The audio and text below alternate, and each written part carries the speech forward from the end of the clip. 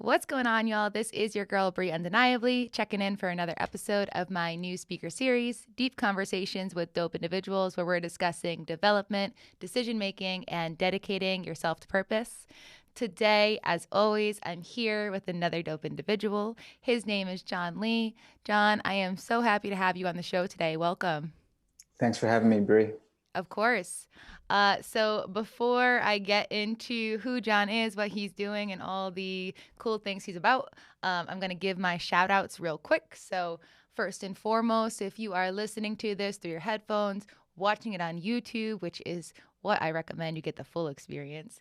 But however you're intaking this podcast, you can see that we've got some crystal clear audio, crystal clear video. I'm in a dope studio space. This is all thanks to Gotham Podcast Studios. So they are doing incredible things on the back end for me, making this podcast possible. So shout out to Gotham. Shout out number two. MC Kicks has been a sponsor for me from since day one. MC Kicks, you can get all of your dope custom merch, custom kicks, custom denims, whatever you want, streetwear, hip hop inspired. Check them out at EMCEEKICKS. If you add a .com on the end of that, you're going to get to their website. So go give them a look over. And finally, when you're doing your own thing, you got to pump yourself up. So if you have not checked out my website, go ahead on to brieundeniably.com. You're going to see all the cool things I'm doing other than podcasting, which I love podcasting. This is like my baby. This podcast is one of my favorite things to do, but I'm doing other really cool things. I'm have my speaking, my workshops, different coaching and consulting things that I'm working on. So super personal development, empowerment driven. Check it out. You can also get my I Am Possible and Dope Individual merch on my site. So go check that out. All right, those are all my shout outs. 1, 2, and 3 to me. So now we are here with John. So John Lee is the founder. He's a product manager and the founder of CustomMobile.app, which builds individualized mobile apps for podcasts. And he also really likes to have philosophical conversations. So we are going to talk a little bit about all of the things that he's doing. John, once again, welcome to the show. Thanks for having me, Brie. Of I'm excited to course. have our conversation. Of course. So the way that I like to start all my shows with my guests is in the counseling community. We like to meet our clients where they're at.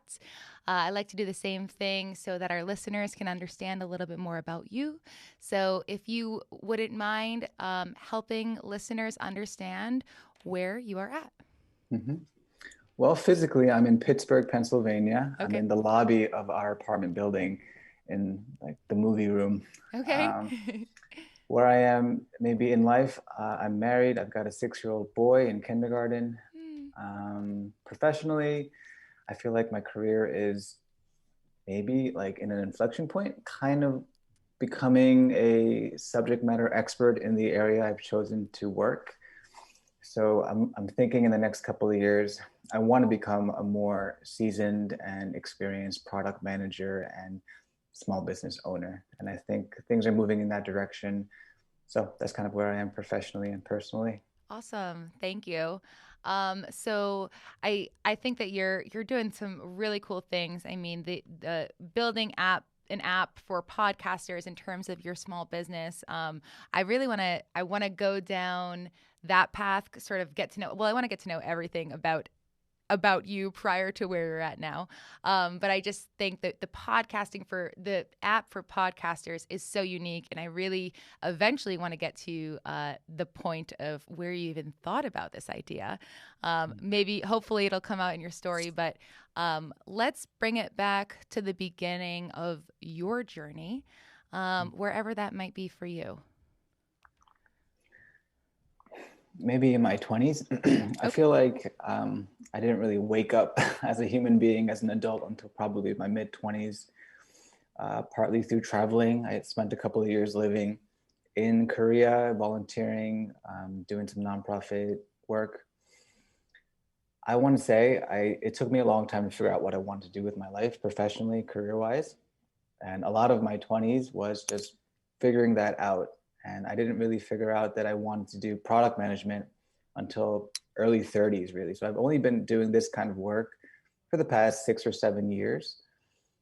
And but I love what I do now, and I encourage young people to be patient and to keep searching for that thing that that's a good fit for you and your interests and talents. So I'd say, I think in my mid 20s, I began to mature and find myself and the kind of work that I think I was a good fit for. So Mm-hmm. yeah. So I want to lean into that a bit more. I love how you said that in your mid 20s you started to wake up to who you were, sort of coming into yourself. I think that that is incredibly relatable for me personally, for listeners I know as well. Let's talk about what that looks like. Let's go there. Let's go Yeah. to mid 20s, John. What does waking up to yourself look like? Well, it's a very slow and uh, it's a tiny wake up. It's not like I woke up completely Yeah. when I was in my mid 20s. It was probably just the beginning of that process. Hmm. But I remember, yeah, doing things like listening to a lot of audio content. And this was like before podcasts were a thing.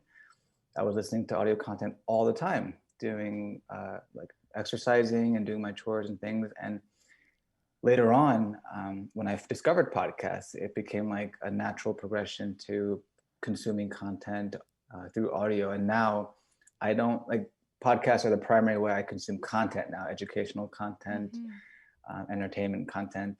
So even things like that, I saw the beginnings of back then.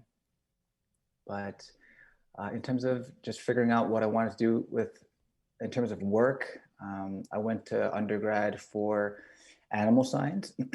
Following my Oh wow. interest, I was Yeah. really interested in biology, and I loved animals all my life. I love being outside, being in nature.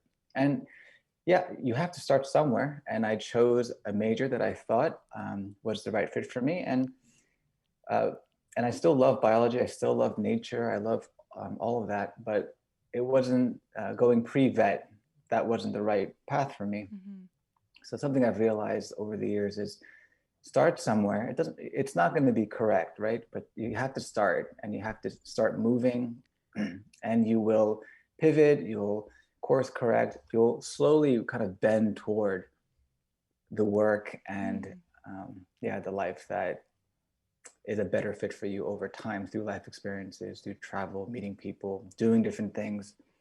So I really, like for me, I think I began to discover that business and software was a thing that I was interested in only in my late 20s when I was in grad school. I had no desire to start a business, no interest in business whatsoever when I was younger. I never wanted to be a business person. So it's interesting how life can uncover things like that for you as we Hmm. journey. And I'm sure I'll discover new interests going forward. I just discovered one 6 months ago that I had no idea was going to be so important to me. Um, I love to hear this. yeah, so I don't know, you've probably heard of something called Brazilian Jiu Jitsu. I have. Yeah. Yeah. Talk to Yeah. me more about it. So I had tried it. I bought a Groupon a couple of years ago, like 2 years ago when my son was only 3. He was still fairly young, but there was a studio near our house in Queens, New York. So I saw lots of people in there. We drive by it on the way to Trader Joe's, and it was just very interesting. I was like, "What's going on in there?" So I bought a Groupon. I went in. I tried it for a month, and I kind of fell into it. I was really excited and interested in it. It was very confusing, but also very attractive at the same time. Hmm. But I couldn't keep doing it because my son was too young. There was too much going on, and it was only 6 months ago that um, I there was a kids class here close to home, and I brought my son. He's old enough now where he can do the kids class, and I can do the adult class.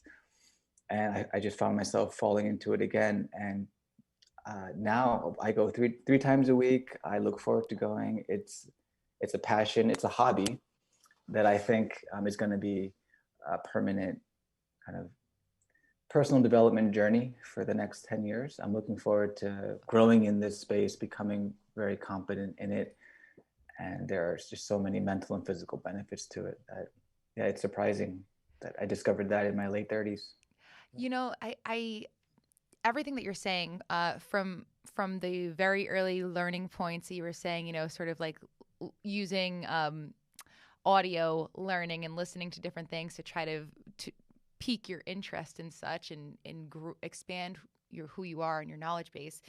You It seems like you really will just push into things that spark your attention, that could be a passion, that could um, pique your interest, or could become a hobby. And I love thinking about our trajectory in this way, because it's we can so often think of our journey or our trajectory or our story or whatever it might be as linear, though we know it's full of loops and twists and turns and ups and downs and waves and such. But the way that I'm hearing you really talk about your becoming is in these branches.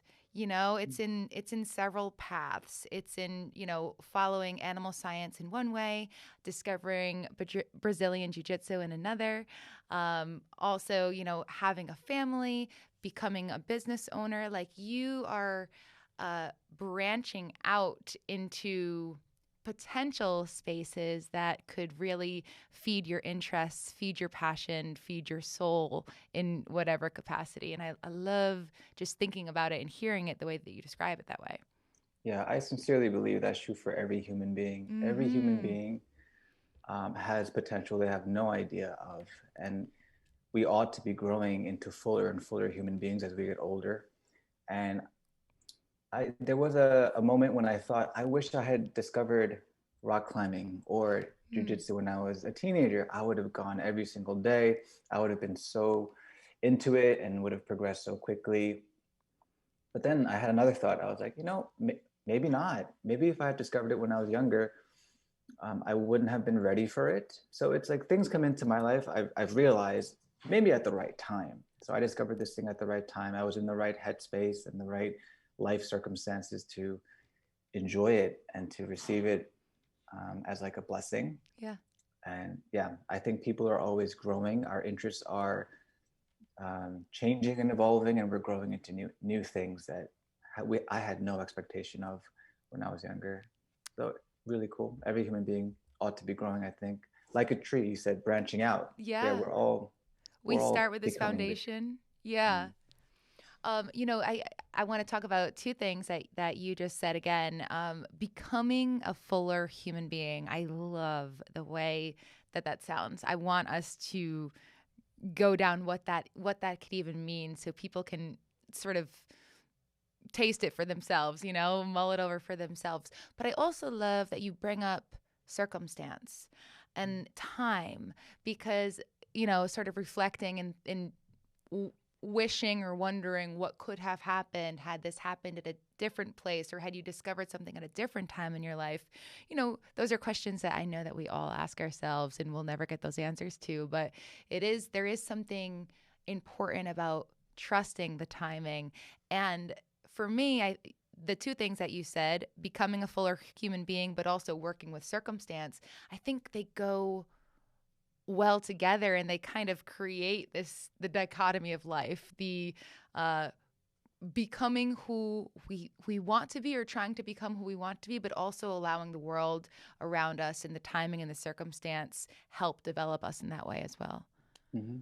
Yeah, I think it's hugely humbling to realize that well, I don't make anything happen. Mm-hmm. Its timing is it almost everything, right? When things Mm-hmm. happen, I don't control when things happen. Right. But personally, I believe that my life is planned out, that there is a God who is my father who loves me.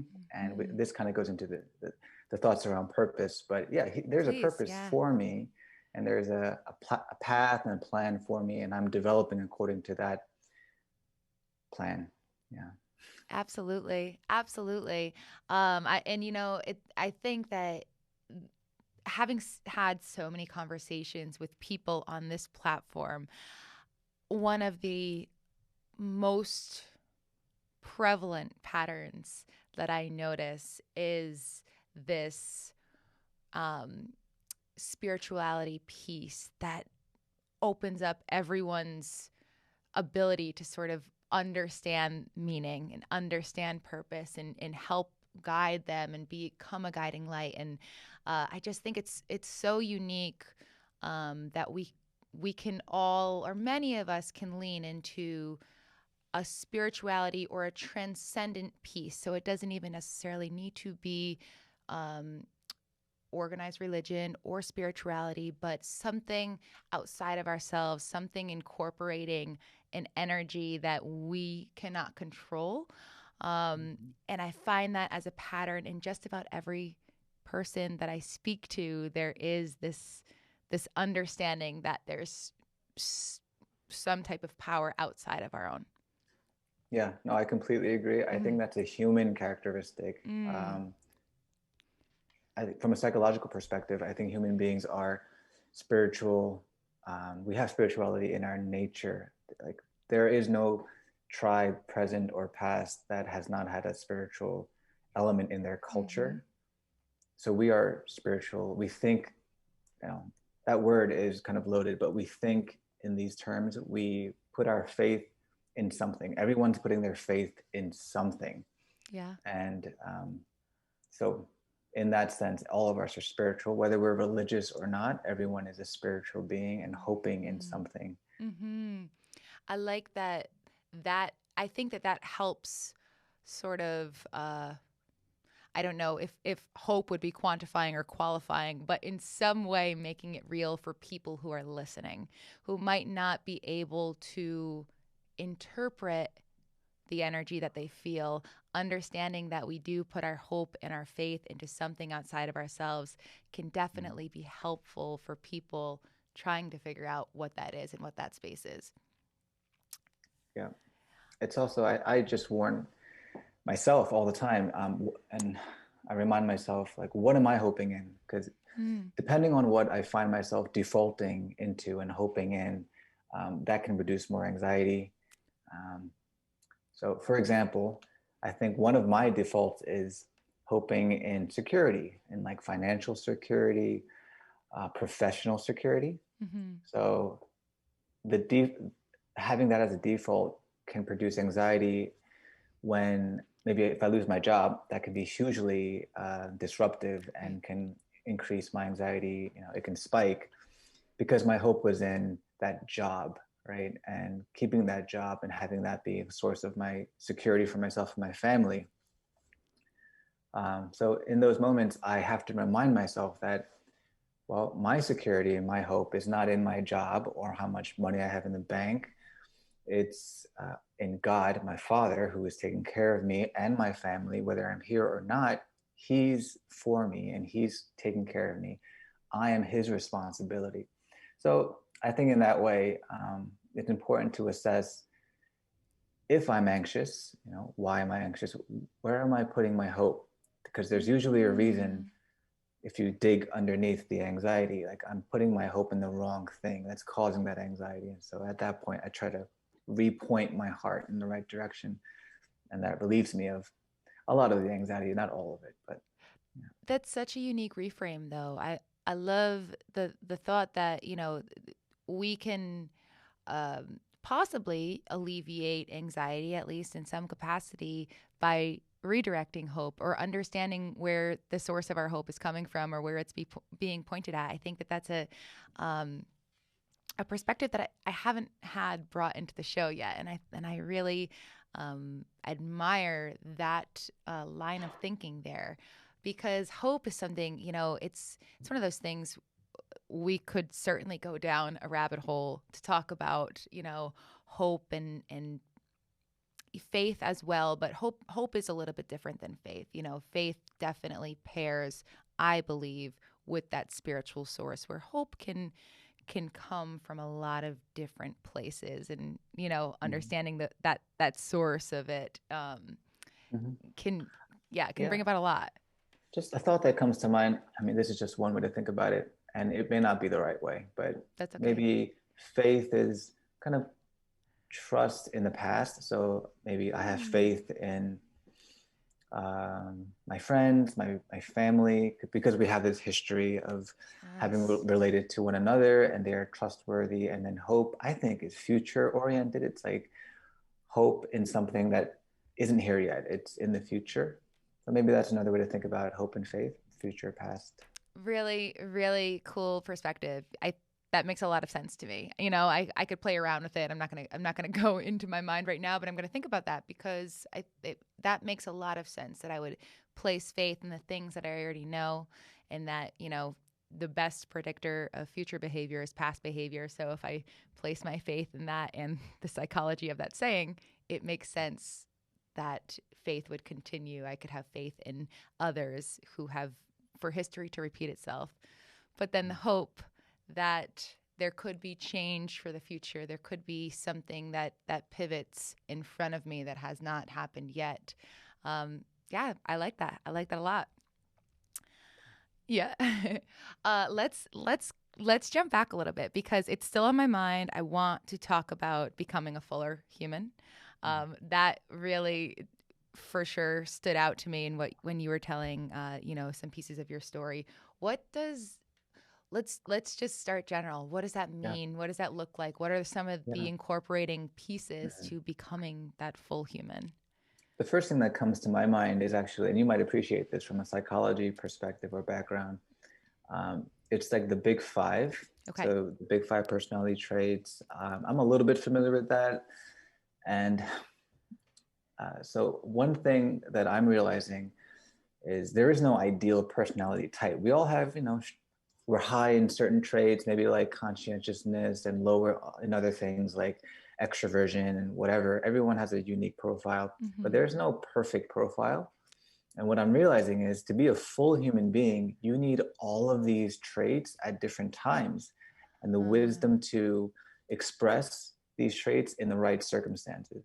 Um, so, being extroverted, I'm an introvert, but there are times when I have to be extroverted and I have to have the capacity to speak up and be assertive. Um, yeah, and playful in other ways. So that's one thing I've come to realize is there's no need there's no need to feel shame that I'm one particular personality type and not another.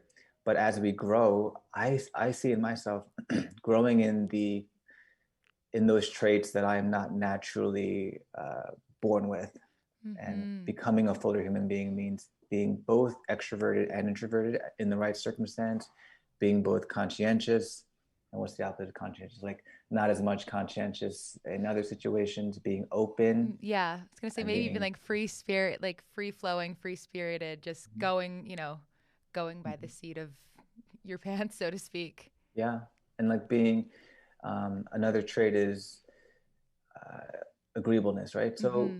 yeah, being empathetic and understanding and caring in some situations is the right thing to do, and in other situations it may be more effective and appropriate to be um, a bit sterner and maybe colder. So every situation calls for a different mix of traits. And I think being a full human being is having the capacity to be the right kind of person in every situation or Mm. circumstance. Yes. Yeah. I'm gonna try to flesh it out in what I'm hearing you say. So, I mean, when I hear it, full human being, and I'm hearing you talk about personality traits, it goes hand in hand that you're really talking about becoming a well-rounded person. And it's just funny that we use these terms that actually make a ton of sense. Like a full human being, when I think full, I'm thinking like a balloon or a bulb of sorts, something that is filled and it also is round. And I just putting those two pieces together, I it makes a lot of sense that becoming that person is understanding, almost like understanding our strengths and our weaknesses, but also knowing that our weaknesses don't make us weak. It just means that we're stronger in other areas, and we can still lean into places that, again, if you're introverted, but there comes a time for you to put yourself out there, you're still fully capable of doing it. It doesn't mean that you can't. It just means that introversion is more natural for you than extroversion. So I really like it's sort of like the spectrum of what comes natural to us and what we have to continuously work on, Mhm. but it does create that circular human, so to speak. That's right. Yeah. And I feel like life forces us to grow into those, you call them weaknesses. Mm. And I paused for a second when you said weakness. I was like, but it's true. Yeah. We are weak in certain areas, but those traits in themselves are not lesser than their opposites, Yes. right? Yes. Um, I do think our society in particular idolizes a certain personality trait, maybe the A type, Mm. um, very hardworking, um, leader type, personality trait. Hmm. But that's just one. And um, like you Right. said, I think the full human being is capable of all the traits in any given situation and knows how to behave themselves appropriately. And I love that you actually paused because I found myself pausing when I said weakness as well. And you filled out the sentence. You kind of you made the sentence more full for me. But it's true. It's weakness I don't like to think that we are weak in any way, but it's weakness in comparison to the opposite, which would be considered stronger. So that's what I'm thinking. When you have a strength, it doesn't necessarily mean that the opposite is weak, but it's just not as strong. And I guess that is kind of my way of thinking of it because I don't like to think that we're weak either, but it's tough. We're it's kind of like a balancing act figuring, or maybe it we should say that we have weaknesses. I don't really know. I don't know the Oh, yeah, I was saying I'm definitely weak in certain areas, okay. but like I'm weak in extroversion, for example, and Mm. I'm let's see what else is there. There's extroversion, agreeableness, there's emotional stability. I think is like the new term for that one. There's openness and conscientiousness, right? Conscientiousness, yes. Yep. Wow. I had to think about them as well as you were saying, naming them. I'm like, okay, yes, I remember this back in school. Yeah. So I mean, extroversion, I'm definitely weaker in naturally. Hmm. But like I said earlier, that's something that life has forced me to grow into. Hmm. And I've become stronger in that area. Still not a natural extrovert by any means. I get exhausted when I'm with other people. It's difficult to get to know strangers and form new friendships. But that's something as a parent I've had to learn and push myself into for the sake Hmm. of my son and for our family. So, yeah. Yeah, and it's interesting that you said that society there might be more favorable traits in society, and that is something that I agree on 100%. But what I think is really unique about that, two things really. One, I feel like the more favored traits aren't necessarily the ones that are winning. They're just winning in our world right now. So in the mass social world, the world of technology and putting yourself um, in full spotlight on a screen all the time is, I'm speaking specifically social media, but there's lots of other reasons why traits that might pair with the place that we're in life now could be the ones that feel like they're winning out. But no one it no one on the front end of those traits would be who they are without the people on the back end who are helping make the rest of the world go around with the traits that they have. So it's just really interesting because I can imagine in 20 years from now, the traits that might be winning out in society today will not be the same down the line. So whether it's 20 years, 50 years, 10 years, who knows? But I can see there being a flux in society just based on the way that society grows and develops. Oh yeah, absolutely. And I think even today, in different cultures in different parts of the world, different Hmm. personality profiles are elevated, and others are, yeah, suppressed. Absolutely. That's really true too. And culturally speaking, I there are for sure traits that are far more favorable in that are not happening here in the States. I know I have listeners who are around the world, so it's really cool to be talking about this because they might be listening to this conversation and thinking like, oh, okay, like what might be happening there is not happening here. I also think that it really pairs with the understanding of what type of culture we live in, whether it's an individualistic culture or a collectivistic culture. And I think that has to do a lot with kind of like the undertones or what we could be speaking on right now, because I know that, I'm coming from New York City right now, and it is as individualistic as it gets. And I think in all of the US, we are very much an individualistic society. We're moving full speed ahead for ourselves, and sort of the peripherals is those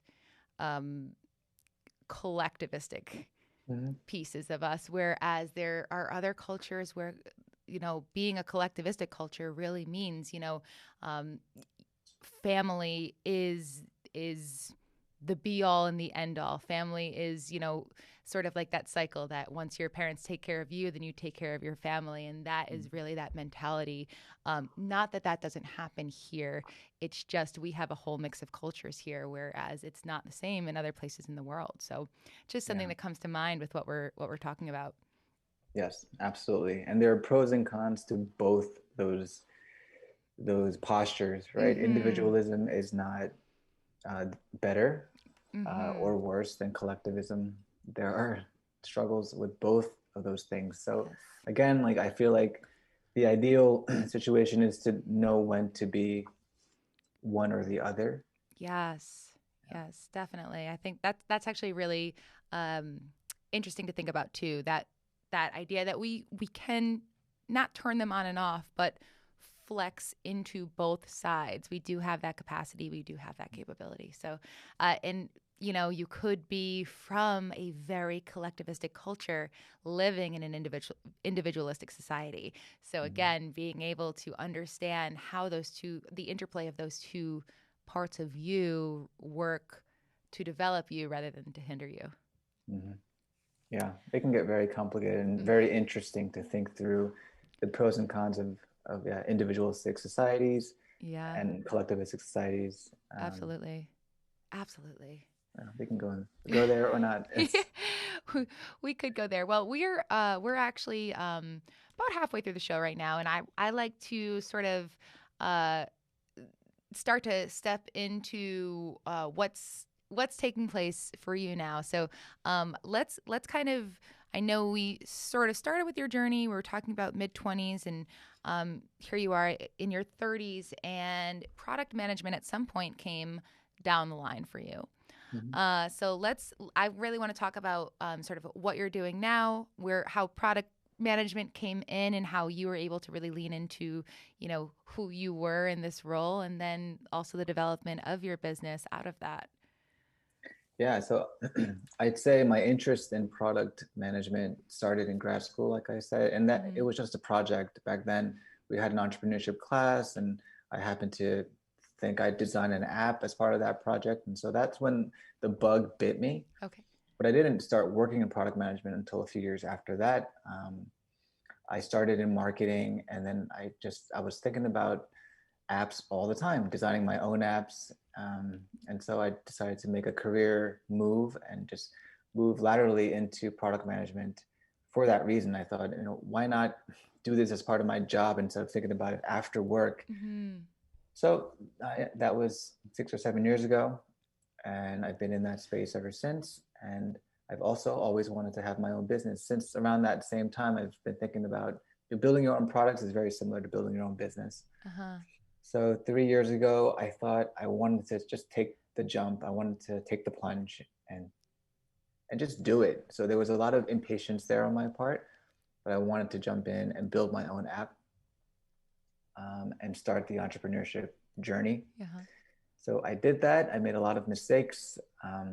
I was unwise with my resources and all of that. I made all the mistakes that one makes when starting a business. But Mm-hmm. through that, I learned a lot as one does through making mistakes. And I pivoted that initial business idea into the current agency model this time last year, January of 2021. I decided, let's see if I can turn this failed business into something that work, might be sustainable and generate income. And so it's just past the year mark. We are a small agency of one. I am the sole owner and operator of my agency. Mhm. And like you mentioned, we make custom mobile apps for podcasters. Yes. So I've really kind of focused on that genre, that niche, and I believe I'm offering a service that is not available out there Mm-hmm. at the prices that I'm offering them at. And I believe that as more podcasters learn about the option to have their own app for their shows, that it would be another channel for them to get their content out and engage with their listeners and own that relationship going forward, rather than through intermediaries like the podcast apps that are out there, Mm-hmm. Apple Podcasts and Spotify, etc. Owning that relationship, I think, makes more business sense. And I think for the larger podcasters, they understand that and they want to own that relationship so they can monetize those relationships going forward. So that's been my journey. We are a small company. We've got about 40 clients at the moment and growing slowly but surely. We get a new customer. I say we, but I get a new customer maybe once every couple of weeks. So it's a side business still. Mm-hmm. It's not paying my full-time salary. I still have a full-time job, but hoping to grow it and continue to grow the business and learn from it. For me, it's primarily a learning vehicle. So I'm Mm-hmm. learning as I'm doing this and growing it. Amazing. So many things that I want to jump into based on what you said. But first, I just, I have to commend you because I think it is so cool that you have taken this idea and brought it full force. I also say we, as well for, my business, my podcast. And so because I believe that I, the business it's me and the business. It's not just the business has its own persona. And I say that all to sort of bring it back because you're talking about the entrepreneurial journey and you said that you made all the mistakes and it really everyone does. Every entrepreneur will go in, unless they are really well prepped and primed, for this to be their lives. If you're becoming an entrepreneur because you have an idea that you believe, can generate revenue and also, become full time or whatever it might be that pushes you towards entrepreneurship, uh, there's no roadmap into building something for you. There just isn't, because again, it's something that it's brand new. It's brand new. So you can get the Spark Notes, the tools. Like this is you're gonna need to create a budget and you're gonna need to do this and that. There's the things that you can put into a book, but when you jump into it, what's so interesting is, at least for me, it literally felt like I was a baby, and this ent- entity that I was building was a baby, and we were together learning how to crawl and walk and talk and do all of these like really small, really drawn out developmental things together, me and the business. So I can really relate to that. Just the understanding that this is such a learning process, and you started and finished with saying that this is a learning device for you, and I think that is the only mentality that you can have. Mhm. Really, I think that it's so important. You can have other ones with it, but that needs to be there. Understanding that what you're doing is a learning process, it has to be there. Yeah, no, absolutely. I agree with you like 100%. Mm-hmm. I haven't met anyone, um, but for me personally, for me, there's no other way to learn.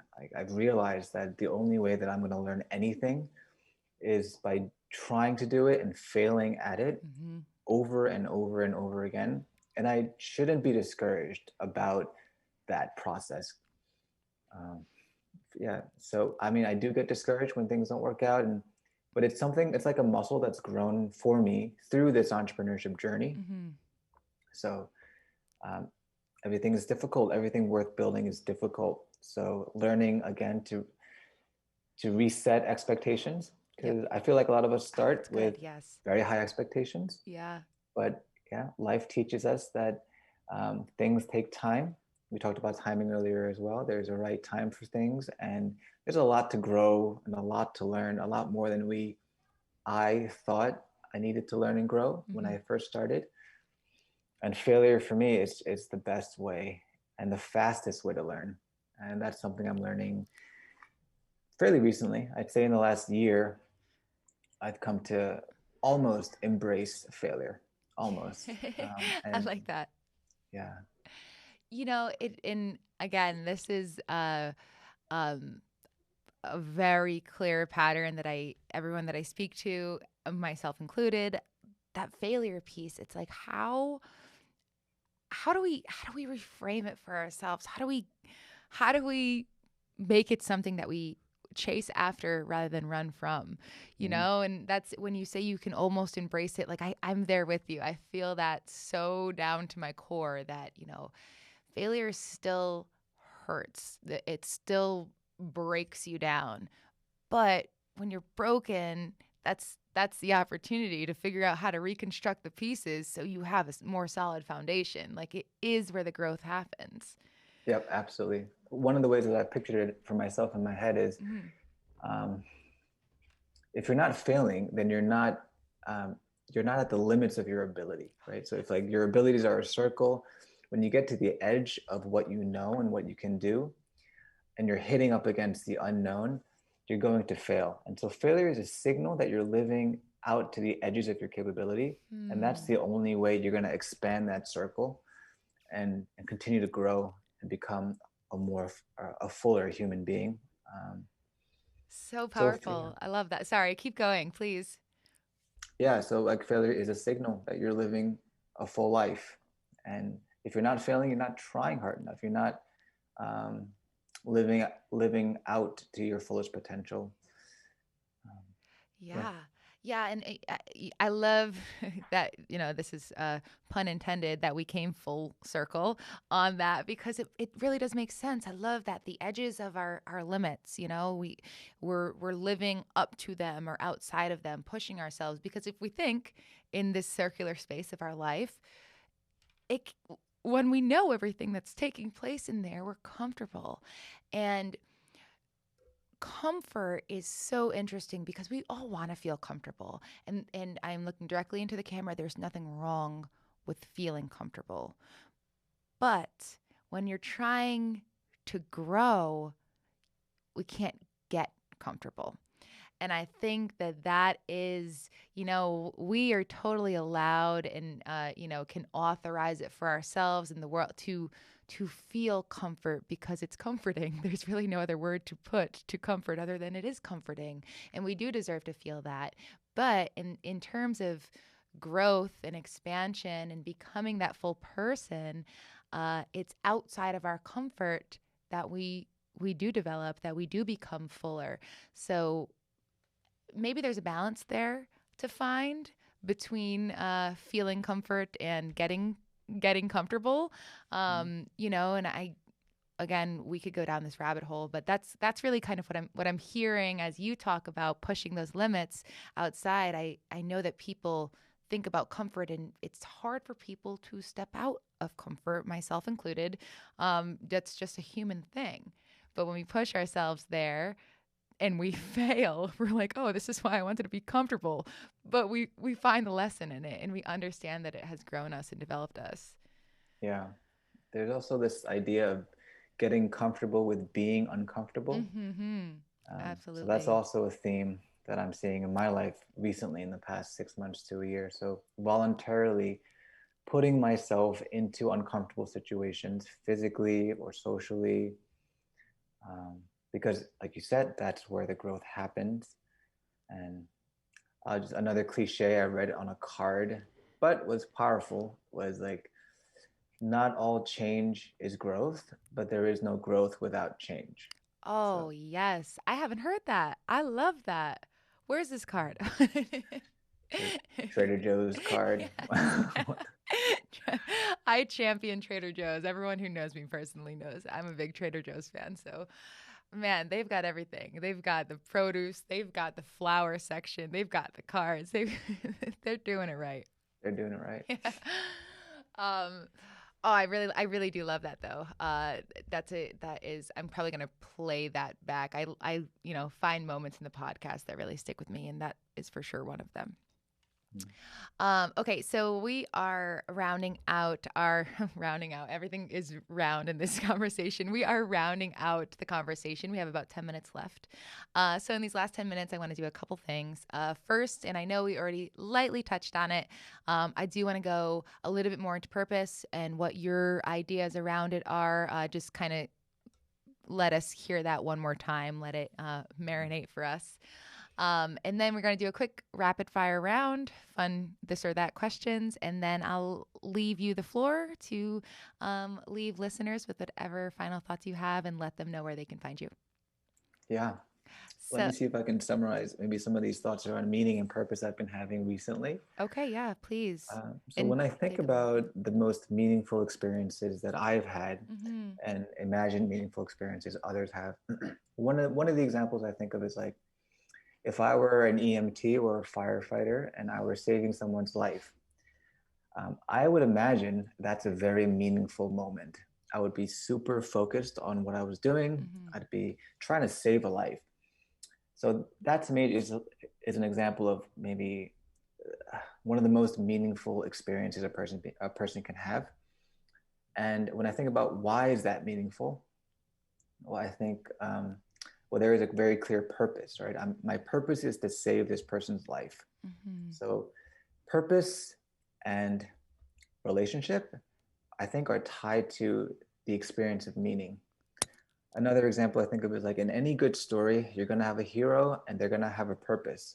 If you don't have a purpose, if there's no purpose for the hero, there is no story. So when there is a purpose for that hero, every experience that hero has on the journey to fulfilling that purpose, every experience becomes meaningful because there is a purpose for the suffering, for the hardships, for the good fortune that they experience along the way.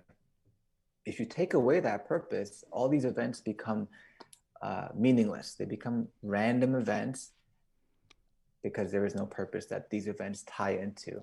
Yes, okay. So that got me thinking, okay, well, we all do experience moments of meaning, like going back to that firefighter saving a life. Yes. Me having a child is super meaningful for most Mm-hmm. people. Having people pass away and being around them when they pass away feels very meaningful. Mm-hmm. So we experience these real feelings of meaning, moments of meaning. And for me, that signals that there is a purpose to our lives. Because like I said, if there were no purpose, these meaningful experiences would be pointless. They would be just an illusion. But if you want to take these experiences seriously, I think they point to an objective and real purpose to our lives. And I think that purpose is tied to relationship, like I said, and Yes. love. The firefighter is trying to save this person's life. And if you abstract away from that a little bit, it's like, well, loving this person is like the purpose that makes all of this activity of saving this person's life meaningful. If I'm beside uh, the deathbed of somebody I love, that experience is meaningful because of that relationship, because I love that person. Perhaps that's why that whole experience becomes very meaningful. Mm-hmm. So I think all of that points to, for me, as evidence that there is a purpose to all of our lives. And I think that purpose is related to love, and loving one another is the objective purpose of all of our lives. And then just following that thread back, I think purpose and love are also tied together in the sense that I have a purpose for everyone I love. I love my son. I think, therefore, I have a purpose for that, for my son. I don't want good things for him only. I want my son to become a particular kind of person. Mm-hmm. So there is this directionality embedded in the love I have for another person.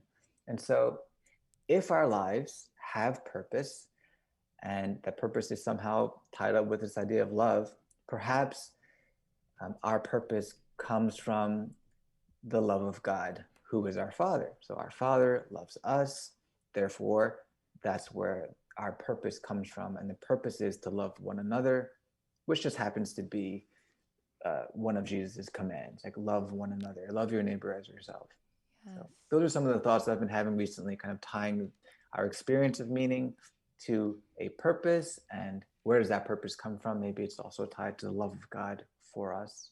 Yeah, John, thank you so much. That was so beautifully put, and I think that it's really wonderful how you were able to string through love and relationship and meaning and and God. You were able to really string those all together. That makes so much sense to me, and I love your definition of it. It's something that I will lean into for sure.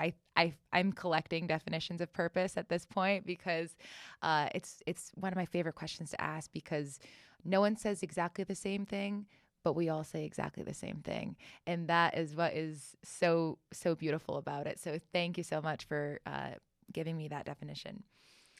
I'm glad you understood it because Yeah. I'm not practiced in laying that out logically. So I'm glad that came across. And as you were speaking, I'm thinking, yeah, we all say the same things in just in different ways. Hmm.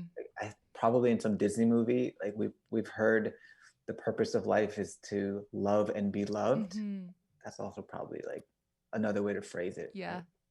Absolutely. Yeah. We know love is for sure in there. Service to others or bringing yourself to others in the world is definitely that connectedness outside of ourselves, again, is for sure incorporated in there. I could go forever, but we've got about 5 minutes. So let's do rapid fire and then we're going to wrap it up. Thank you again for that. Okay, so in the beginning of this episode, I said we were going to talk about three things: development, decision making, and purpose. We certainly covered all three, I believe. And we had a great philosophical conversation just to round it all off, which was amazing. So, right now, rapid fire question number one is on development. In this very moment, are you working more on personal development or professional development? Both equally. I didn't get you. I always, it's, I know that they're so intertwined, but sometimes people will say, "Oh, for sure it's this one, or for sure it's that one." I have actually built my business on the interconnectedness of both, so it's more of like a trick question. But you nailed it. That makes sense. Okay, decision making. This one, I'm gonna ask you the question and give you a little bit of a follow up so it makes sense. When you make your decisions, do you make them based more on choice, meaning you follow numbers, analytics, science, or guiding voice, meaning you follow gut feeling, spirituality, intuition, or something else of the sort? Yeah, I mean, definitely the second. I follow my intuition. I think our intuitions bubble up from a lot of data Mm, because our bodies are data collection devices, and we are gathering uh, just so many data points through so many different channels without realizing it. And I think all that information goes into our subconscious and bubbles up our intuition. So I think it's really important to listen to our intuitions because that's the process, it's the product of a lot of observation and processing that's happening below our level of awareness. So I do lead and follow my intuition. okay. And the last one is on purpose. This I'm gonna phrase it a new way. Is purpose something that we are born into or grow into? I think it's something um, it's it's both, right? So born into in the sense that there is a purpose for us. It comes in from the outside, but we grow into our awareness of it. So I think we Mm, discover what it is over time. I like So that. it's something that we don't create. It's something that we discover over time. Awesome. Thank you so much. All right, we do have just 2 minutes left. Please take the floor one more time, John. Leave listeners with your final thoughts and let them know where they can find you. Well, I just want to thank you for this conversation. I love these deep conversations. I don't have enough of them, and so I appreciate the time to bounce ideas off of you. and Of course. would love to do it again someday. Folks can find me at my website. Custommobile.app is the site for the business. And if any listeners are coming through your show, I'd be happy to give them their first month free so they can try it risk free and see if it might work for their business. Amazing. Thank you for the conversation as well. Truly, we definitely went there. We got deep, and I am so appreciative of your perspective, and your ability to really go there with me down this path and this type of conversation. So thank you for your time. I would love to do it again as well. I always love to invite guests back on. So I think this could be definitely the start of something really amazing. And I appreciate your time. Thanks, Bree. Of course. And as I end all my episodes, until next time, let this be the moment.